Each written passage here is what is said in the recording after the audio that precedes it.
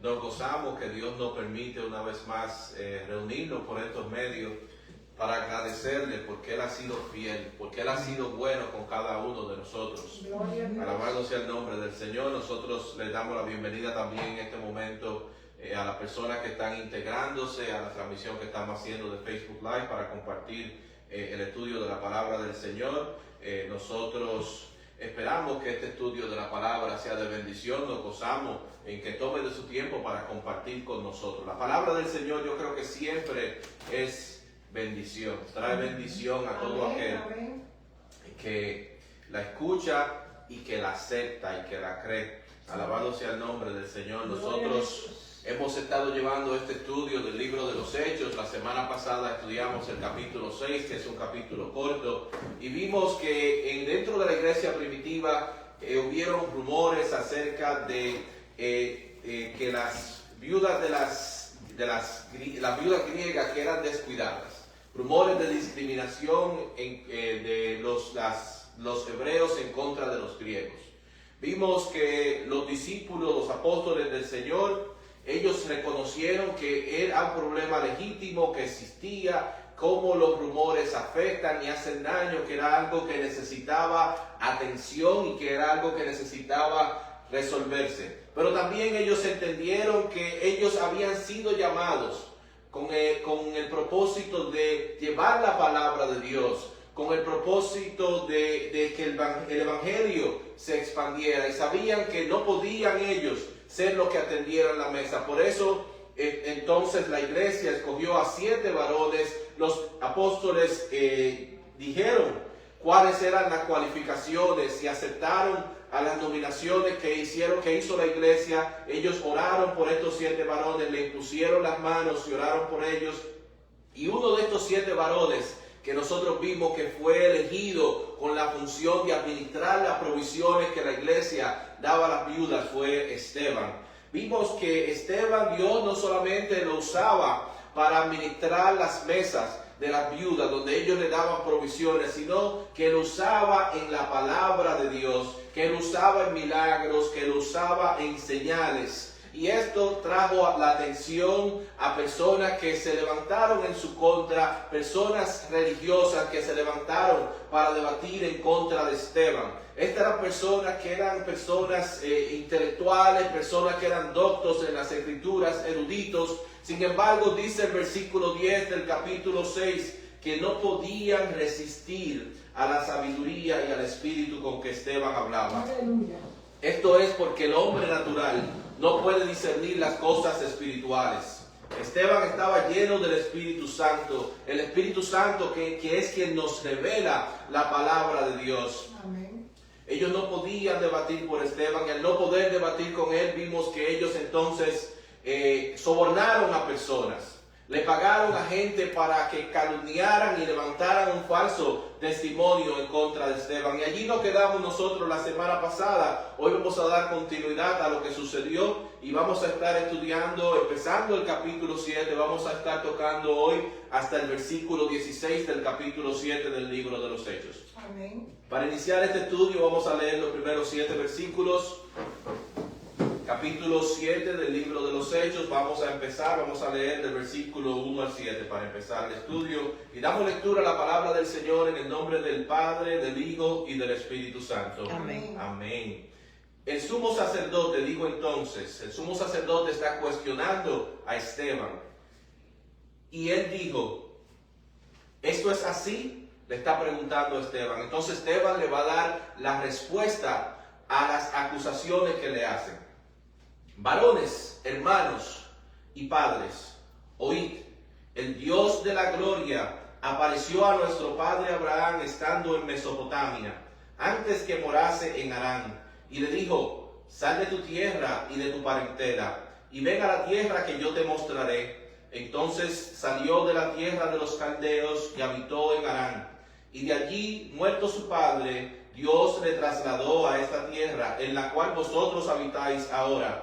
Y no le dio herencia en ella, ni aun para sentar un pie, pero le prometió que se la daría en posesión y a su descendencia después de él, cuando él aún no tenía hijo.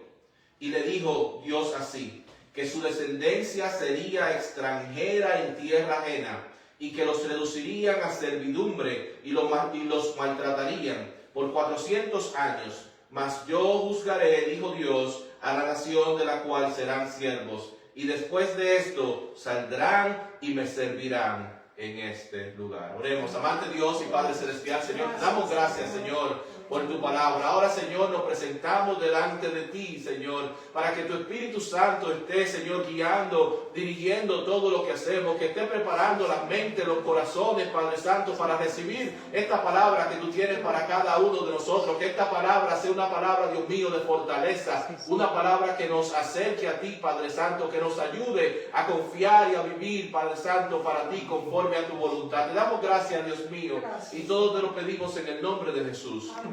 Amén y amén. Vemos que el sumo sacerdote, en medio de esta confrontación con Esteban, que le han levantado acusaciones falsas, le da la oportunidad a Esteban de que Esteban responda acerca de estas acusaciones que se presentan en su contra. Él no se imagina lo que regresa, lo que Esteban va a decir. Él no se imagina que Esteban va a presentar una defensa dando un recuento de más de 1000 años de la historia de Israel. Y vemos que Esteban aprovecha esta oportunidad. Hay veces que nosotros estamos esperando una puerta, una palabra en una conversación que se nos presente a nosotros, para nosotros poder presentar el mensaje del Evangelio. Hay veces que esa oportunidad es clara, es precisa, y nosotros vimos el caso de cuando Pedro hizo el mensaje que conmovió a la gente, y después que Pedro hizo aquel mensaje, la gente le preguntó claramente: entonces, sabiendo estas cosas, ¿qué nosotros debemos hacer? Y Pedro entonces le presentó el plan de salvación a aquella gente.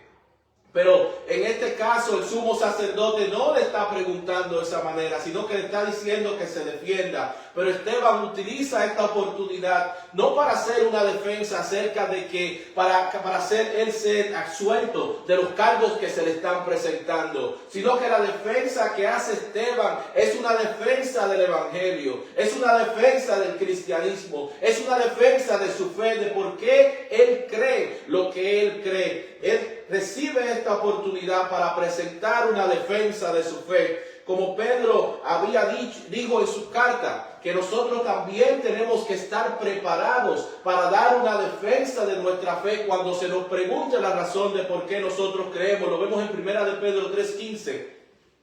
Sino santificad a Dios el Señor en vuestros corazones y estad siempre preparados, no algunas veces, siempre preparados para presentar defensa con mansedumbre y reverencia ante todo el que os demande razón de la esperanza que hay en vosotros. Esto es lo que nosotros vemos a Esteban hacer aquí. No vemos a Esteban presentando insultos, vemos a él que lo llama padres, lo llama hermanos, está hablándole con mansedumbre, presentando con reverencia la defensa del Evangelio, lo que se conoce como una apología, una defensa de lo que es el Evangelio. Está presentando el cristianismo como el sistema de adoración establecido por Dios, la continuación de lo que es el antiguo pacto, el Antiguo Testamento, diciendo que el cristianismo, lo que ellos hacen es el seguimiento, la continuación. Esteban empieza hablándole acerca del padre de la nación de Israel, de Abraham, que Dios lo había llamado estando Abraham en Mesopotamia. Esteban dice que el Dios de la gloria apareció a Abraham. No sabemos de qué manera Dios se le reveló a Abraham, pero él le llama el Dios de la gloria. Algo mostró Dios a Abraham en esa presentación cuando él se le presentó a Abraham, porque Abraham no era alguien que conocía a Dios. Abraham era alguien que venía de una cultura de adoración a ídolos, de una cultura pagana. Incluso cuando vemos el recuento de la historia de la familia de Abraham, nos damos cuenta que la manera de ellos ganarse la vida era que ellos construían ídolos para ganarse la vida. Sin embargo, a Abraham se le presentó el Dios de la gloria y hubo un cambio en su vida. Fue un cambio tan radical que lo llamó a salir de su tierra, de su parentela, de lo que Abraham conocía, de donde ellos se desarrollaban y hacían su manera de vivir, para que él saliera de ese lugar, un lugar que él no conocía, a un lugar que él no sabía que le esperaba. A eso llamó Dios a Abraham, a que saliera de su tierra y de su parentela. Y vemos que el impacto que tuvo ese encuentro en la vida de Abraham, que Abraham, sin conocer a dónde Dios lo estaba llamando a ir, Abraham salió obedeciendo a Dios, dejando a su tierra. Pero Abraham no obedeció completamente, porque vemos que Abraham se trajo consigo a donde salió inicialmente a su papá, y se trajo consigo también a Lot. Y también la Biblia habla de que Abraham inicialmente ni siquiera entró en la tierra prometida, sino que se quedó en Harán hasta que el padre de Abraham murió, y después entonces él se trasladó a la tierra prometida, a la tierra que después ellos conocían como la tierra de Israel. Y vemos que Dios no le dio herencia en ella, pero le prometió dársela a él y a sus descendientes, aunque él aún no tenía hijos.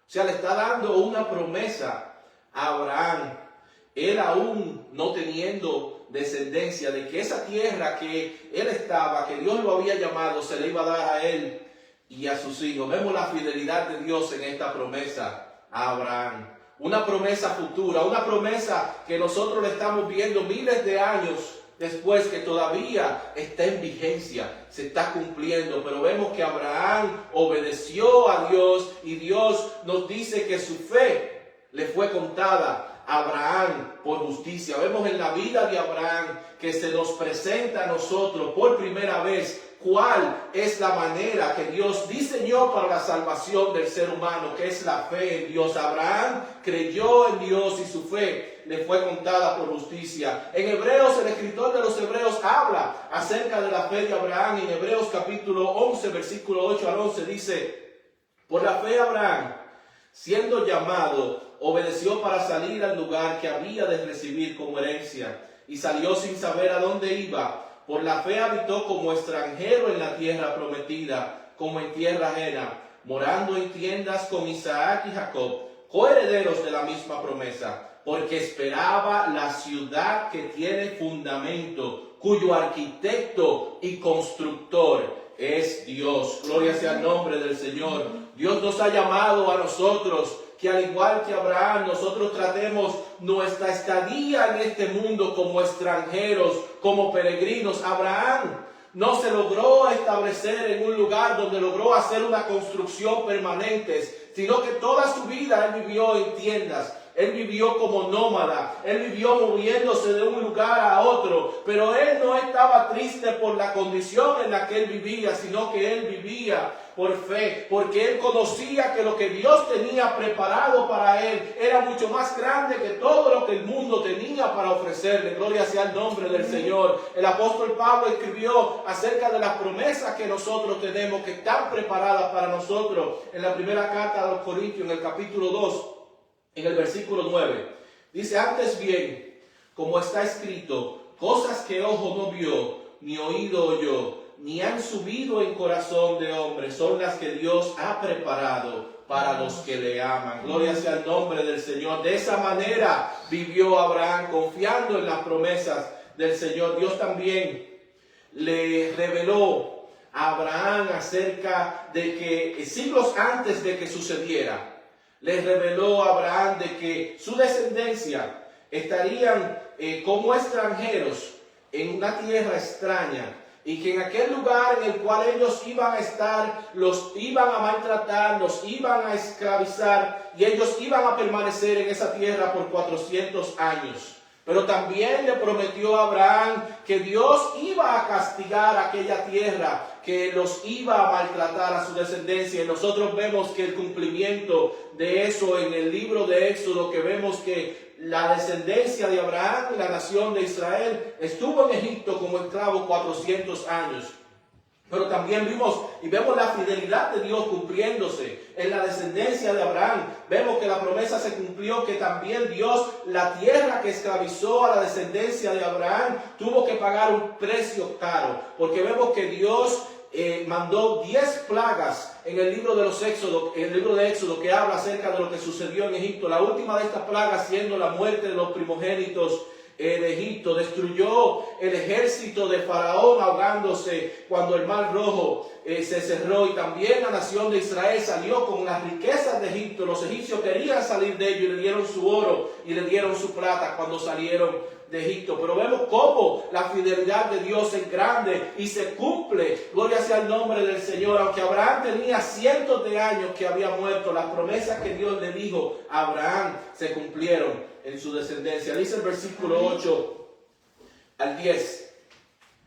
Y le dio el pacto de la circuncisión. Y así Abraham engendró a Isaac y le circuncidó al 8º día, e Isaac a Jacob y Jacob a los 12 patriarcas. Los patriarcas, movidos por envidia, vendieron a José para Egipto, pero Dios estaba con él y le libró de todas sus tribulaciones y le dio gracia y sabiduría delante de Faraón, rey de Egipto, el cual lo puso por gobernador sobre Egipto y sobre toda su casa. Vemos en la historia de Abraham que Dios le dio descendencia, el hijo de la promesa, siendo Abraham y Sara de edad avanzada.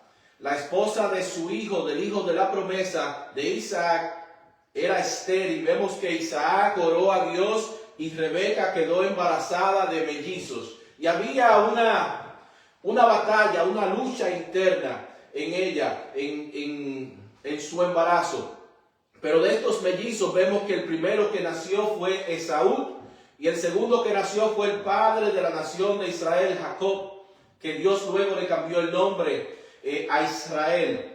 Y estos dos hermanos, Esaú, no le importaban las cosas de Dios. Dios había escogido a Jacob para que de la descendencia de Jacob fuera que le seguiría la promesa de Abraham.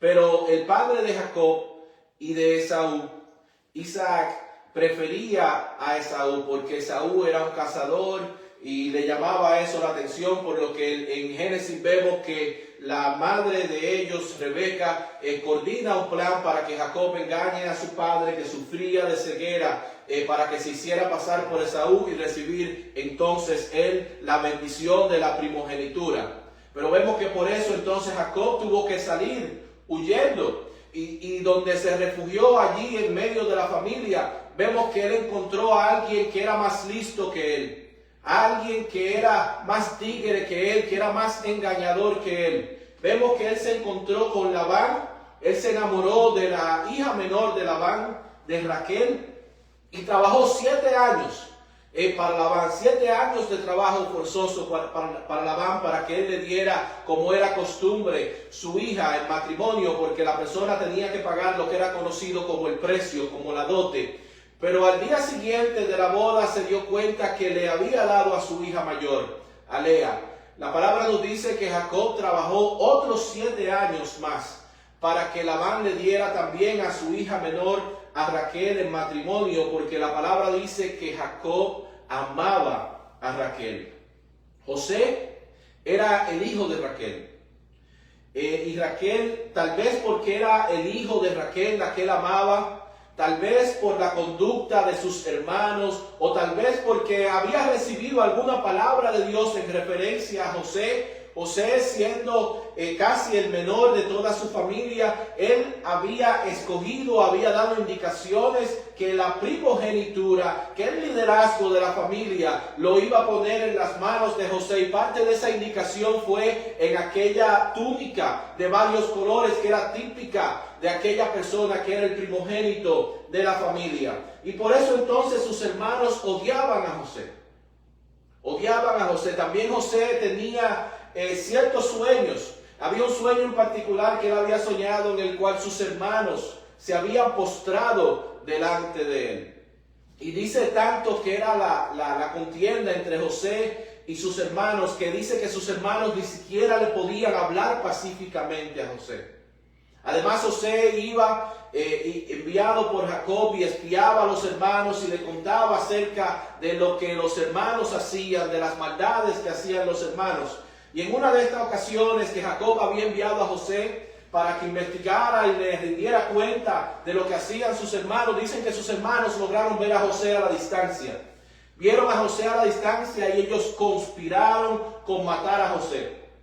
Pero uno de sus hermanos, el hermano mayor, Rubén, dice que él dijo que convenció a los hermanos de que no lo mataran, de que lo tiraran en una cisterna vacía, y así lo hicieron. Él lo hizo con la idea de que después de sus hermanos se fueran, entonces él sacarlo de la cisterna y liberarlo. Pero Rubén tuvo que tal vez irse del lugar y atender otros asuntos, y cuando regresó se enteró de la noticia de que había pasado por aquel lugar un grupo de mercaderes y los hermanos habían tomado la decisión de sacarle provecho a la vida de José y lo vendieron como esclavo a un grupo de ismaelitas por 20 monedas de plata.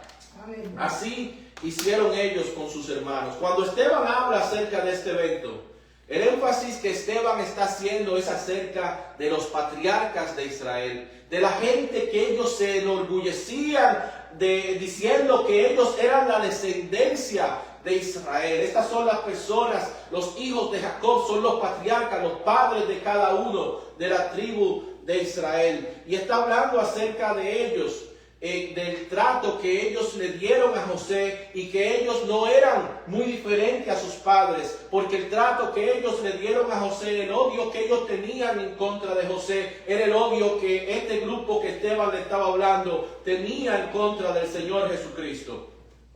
Llegando a Egipto, José fue vendido a Potifar, que era oficial de la corte de Faraón, y Dios estaba con él. Dios estaba con José en medio de toda esa situación. A veces nosotros podemos preguntar cómo es que Dios permitió eso. Pero José estaba en el plan de Dios, estaba en el medio de la voluntad de Dios. Dios estaba con él. Y Potifar logró reconocer eso, porque dice que todo lo que José hacía le salía bien. Y Potifar logró ver que Dios estaba con él y lo puso a cargo de todas las cosas en su casa. Pero la esposa de Potifar puso los ojos en José y dice que lo acosaba diariamente porque ella quería que él se acostara con ella, y él la rechazó, por lo cual ella le levantó una acusación falsa, y José entonces terminó yendo a la cárcel. Pero aún en ese momento, José en la cárcel, Dios estaba con José. En la cárcel también el que estaba encargado de la cárcel vio que Dios estaba con José y lo puso a cargo de todos los prisioneros. Y vemos que aparece entonces algo que parece ser una coincidencia, que en la cárcel que José estaba, allí van a parar entonces el jefe de los panaderos de Faraón y el jefe de los coperos de Faraón. Lo que aparenta ser una casualidad, pero para Dios no hay casualidades. La mano de Dios estaba orquestando las cosas que estaban sucediendo en ese momento. Gloria sea el nombre del Señor. Dios tenía sus ojos sobre José. Y aquellos hombres que habían ido de la corte de Faraón, el jefe de los panaderos y el jefe de los coperos, una misma noche tuvieron un sueño, por lo cual ellos estaban preocupados, diciendo que no había nadie que se los interpretara. José se enteró y les informó que Dios es interpretador de los sueños, que es revelador de los sueños. Gloria sea el nombre del Señor. Él le interpretó sus sueños, uno fue negativo, uno fue positivo. Le interpretó al sueño de los panaderos, que lo que quería decir era que él iba a ser colgado, que iba a morir el rey. El jefe de los coperos iba a ser regresado, reinstituido a su posición anterior, y le pidió el favor de que cuando fuera restablecido, que se recordara de él, que hablara con Faraón acerca de él, que él había estado allí injustamente. Por este hombre, cuando fue restablecido el jefe de los coperos, él se olvidó completamente de José. Pero todo eso estaba dentro del plan, dentro de la voluntad de Dios, porque no era el tiempo de Dios todavía. Gloria sea el nombre del Señor. Dice que 2 años después, entonces Faraón fue el que tuvo 2 sueños. Y estos sueños perturbaron a Faraón. Él no sabía cuál era el significado de los sueños. La mañana siguiente mandó los expertos, los magos, toda la gente que tenía en su corte para que le interpretaran el sueño. Y nadie tenía la habilidad de interpretar el sueño. Sin embargo, allí entonces el jefe de los coperos recordó a José y le dijo, yo recuerdo mi pecado ahora. Había un joven hebreo que cuando tú nos enviaste a la cárcel, él nos interpretó el sueño, y así como él nos interpretó el sueño, de esa misma manera pasó. Él le contó eso a Faraón, fueron a buscar a José, lo afeitaron, lo prepararon para presentarse en frente de Faraón. Faraón le habló acerca del sueño. José le interpretó el sueño y su significado. Ese era el tiempo de Dios, gloria sea el nombre del Señor. Y le interpretó el sueño diciéndole que esto era un aviso de Dios, que sobre Egipto venían 7 años de abundancia como nunca antes la habían experimentado. Pero después de estos 7 años de abundancia venían 7 años de escasez.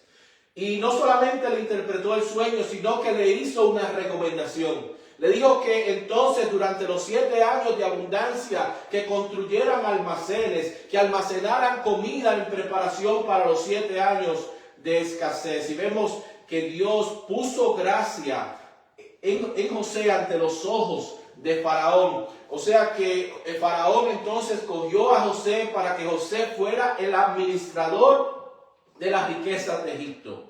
No solamente eso, sino que le dio un nombre egipcio, le puso Safnat-Panea. Y este nombre que le dio a José, Safnat-Panea, tiene 2 posibles significados. Uno de los significados es aquel que revela las cosas secretas. Y el otro significado es el que preserva o salva la vida. Vemos que ambos significados que le dio son significados directamente que van relacionados a lo que es el ministerio del Señor Jesucristo. Esteban está aquí comparando, como dijimos, el odio, el rechazo que tuvieron los patriarcas en contra de José, pero que sus acciones que ellos hicieron en contra de José, Dios las usó para exaltar a José y ponerlo en un lugar privilegiado. Así como Pedro les había dicho que las acciones que ellos se levantaron en contra del Señor Jesucristo, Dios la había usado para darle un nombre que es sobre todo nombre. En la predicación de Pedro también él les había dicho en Hechos 2:36, sepa pues ciertísimamente toda la casa de Israel, que a este Jesús a quien vosotros crucificasteis, Dios le ha hecho Señor y Cristo. Lo que ellos hicieron para mal, Dios lo hace para bien. Gloria sea su nombre. Vino entonces hambre en toda la tierra de Egipto, de Canaán, y grande tribulación, y nuestros padres no hallaban alimentos. Cuando oyó Jacob que había trigo en Egipto, envió a nuestros padres la primera vez. Había hambre en toda la tierra, la gente iba de todos los lugares vecinos a Egipto, incluyendo, vemos aquí que van los hijos de Jacob, pero entonces José, como el gobernador, como el que está encargado de las riquezas de Egipto, él es que toma la decisión de a quién le vende grano y a quién no le vende, del precio que va a cobrar por lo que vende. Él está encargado y decide todas las cosas. Llegan los hermanos de José a aquel lugar, y los hermanos de José, al encontrarse ante aquel gran gobernador, administrador de las riquezas de Egipto, se postran ante José, recordándole aquel sueño que él había tenido, que lo había metido en problemas con sus hermanos, que le había causado el odio de sus hermanos. Él reconoció a cada uno de sus hermanos, pero ellos no lo reconocieron a él. Habían pasado aproximadamente 20 años desde el momento que ellos habían vendido a José.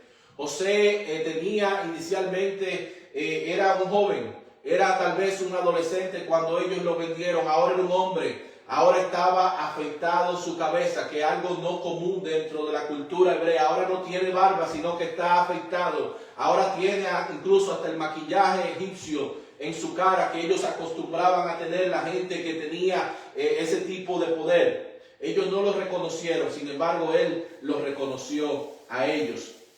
José, en ese encuentro, la Biblia nos dice que trató a sus hermanos ásperamente. Él los acusó de ser espías, pero finalmente les dio el alimento. Les dio el alimento, pero dejó a uno de sus hermanos presos. en Egipto y les dijo que no regresaran a buscar alimento, que no regresaran, que no verían su cara, al menos que regresaran con el hermano menor, con Benjamín. Los hermanos regresaron a donde su padre Jacob con uno de sus hijos menos, que no regresó con ellos, y con la noticia de que para regresar a comprar alimento tenían que regresar con Benjamín. Jacob no le gustó esa idea. Él no aceptaba el desprenderse de Benjamín, era lo único que le quedaba de la esposa a la cual él amaba, de Raquel. Sin embargo, el hambre afectaba a la región y por salvar la vida de la familia, él tuvo que acceder a dejar a que Benjamín regresara con sus hermanos. Y vemos entonces ahora el retorno de los hermanos de José cuando van a visitarlo a José. Dice en la segunda: José se dio a conocer a sus hermanos y fue manifestado a Faraón el linaje de José. Y enviado José hizo venir a su padre Jacob y a toda su parentela en número de 75 personas. Así descendió Jacob a Egipto, donde murió él y también nuestros padres, los cuales fueron trasladados a Siquem y puestos en el sepulcro que a precio de dinero compró Abraham de los hijos de Hamor en Siquem. En la segunda visita de los hijos de Jacob a José, vemos que él se da a conocer a sus hermanos. Él, después que se da a conocer a sus hermanos, él manda a buscar a Jacob, él manda a buscar a toda su familia. O sea, esto es la nación de Israel, la cual él está mandando a buscar para que entonces entraran en Egipto, para entonces él salvarle la vida. Esteban está presentando el caso de los patriarcas. Ellos admiraban. De los hijos de Jacob, como dijimos, viene cada uno de las tribus de Israel. Estas personas eran admiradas por ellos, pero habían sido culpables. ¿Habían sido culpables de qué? De conspirar para matar a José. Habían sido culpables de vender a José, de maltratar a José. O sea, que habían conspirado en matar a aquel que había venido, enviado por Dios para salvarlos. Habían conspirado para matarlo, para venderlo. Y está haciendo una comparación con el trato de estos líderes religiosos, en los cuales él está haciendo una defensa de cuál fue su comportamiento con el Señor Jesús. Porque el Señor Jesús vino a buscarlo, vino a salvarlo. Sin embargo, ellos se le opusieron. Ellos conspiraron para su muerte. Ellos lo vendieron por monedas de plata también. O sea que sus padres habían sido culpables de matar a aquel Dios había enviado para salvarlos. Dios, vemos que usa esta crisis en la región, la escasez que existe en el área, para llevar a Israel a donde José para salvarlos. Como dijimos, ellos habían maltratado a José, lo habían vendido y fueron a donde José entonces en el tiempo más difícil de su vida para salvar sus vidas, para que él les vendiera grano, porque si no iban a morir. Y la Biblia nos habla acerca de un tiempo futuro, de un tiempo así como lo vivió en aquella época, aquella escasez. Por este tiempo dice la Biblia que va a ser peor. Va a ser un tiempo de tribulación, tal la tierra jamás la ha experimentado. Y ese tiempo de tribulación será también un tiempo de 7 años. Y es un tiempo de tribulación que Dios lo va a usar específicamente para tratar con Israel, para tratar con Jacob. Incluso lo llama como el tiempo de la angustia de Jacob. Y durante esa angustia, cuando el mundo se torne en contra de ellos para perseguirlos, para destruirlos, Dios va a usar esa situación para que ellos acudan a Él, para que ellos sean salvados. Y ellos, así como en esta reunión en la cual los hermanos de José lloraron sobre él, se lamentaron, se arrepintieron, así mismo va a suceder con el pueblo, con la nación de Israel.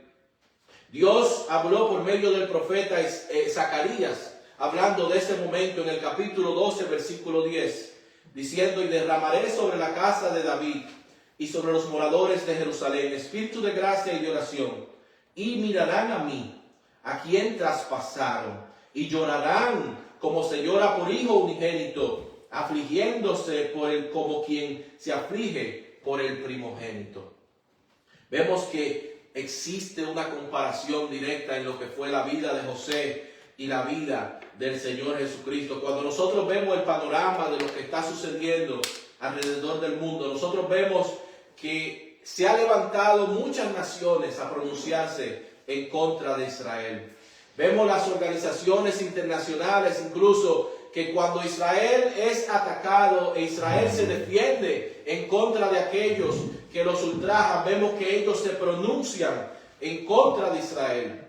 Y nosotros tenemos que tener mucho cuidado, porque el mundo, las instituciones de educación, incluso dentro de las iglesias, existe un espíritu que es antisemita, que habla, que se pronuncia, que odia a Israel, pero estas cosas no son de Dios. Tenemos que tener cuidado de no caer en ese grupo, porque las promesas de Dios son fieles, son verdaderas. Gloria sea el nombre del Señor. Las promesas de Dios con Israel no han expirado. Y Dios le dio la promesa a Abraham en Génesis 12, capítulo 3, diciendo: bendeciré a los que te bendijeren y a los que te maldijeren maldeciré. Y serán benditas en ti todas las familias de la tierra. Esta posición en contra de Israel, nosotros vemos solamente los inicios. Nosotros no vamos a ver hasta dónde va a llegar esta persecución, porque nosotros no esperamos estar aquí cuando se desate esa persecución que va a venir en contra de Israel durante la gran tribulación. La iglesia va a ser arrebatada, va a ser quitada del medio, pero en el momento más grande de desesperación, cuando no haya salida, va a regresar el Señor Jesucristo con su iglesia a la tierra para interrumpir la exterminación de su pueblo de Israel. Gloria sea el nombre del Señor. Y todo apunta a que estos momentos se acercan sobre la tierra. Todo apunta a que Cristo viene pronto por su iglesia, y luego vendrá este tiempo de tribulación que será interrumpido, como dijimos, por el regreso del Señor Jesucristo a la tierra con su iglesia para reinar aquí en la tierra. Hay un himno que expresa esto diciendo acerca del reinado del Señor Jesucristo a la tierra y de los momentos que estamos viviendo. Dice: ved en la tierra los aires y el mar, grandes señales cumpliéndose ya, todo indicando que pronto vendrá nuestro glorioso Señor. Viene otra vez, en gloria viene al mundo otra vez, viene otra vez, Él pronto viene a reinar. Gloria sea el nombre del Señor. Hasta aquí este estudio de la palabra en el día de hoy, esperando que haya sido de bendición para todos los que han compartido con nosotros en el día de hoy. La próxima semana vamos a tomar una breve pausa y vamos a tener a un predicador especial que va a estar compartiendo con nosotros. Le invitamos a todos los que comparten con nosotros semana tras semana, que compartan con nosotros. Yo sé que va a ser un mensaje, una predicación que va a bendecir su vida. Dios le continúe bendiciendo.